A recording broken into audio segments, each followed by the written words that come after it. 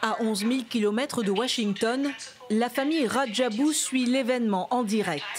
Nous sommes très contents de voir qu'il y a un accord qui est signé aujourd'hui pour amener la paix à l'est de la République démocratique du Congo et en RDC en général. On ne veut plus qu'après cette signature, qu'il y ait encore, n'est-ce pas, l'insécurité, qu'il y ait encore la guerre ou les tueries.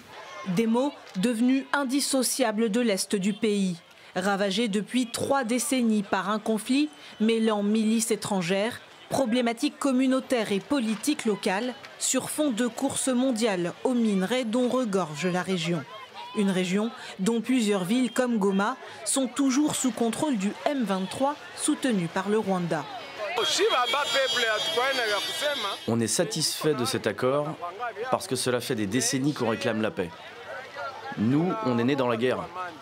On a grandi dans la guerre et on continue de vivre dans la guerre. Mais il faut que le M23 se retire dans les parties occupées, car c'est ce qui crée de la peur.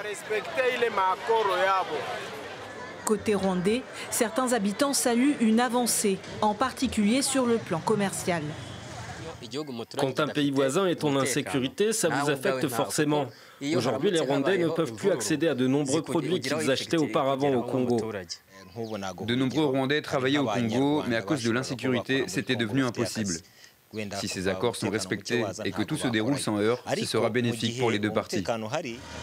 Deux parties qui, en vertu de l'accord, devront se réunir dans un mois pour la mise en place d'un mécanisme conjoint de coordination sécuritaire, un dispositif destiné à surveiller la mise en œuvre des engagements en matière de sécurité.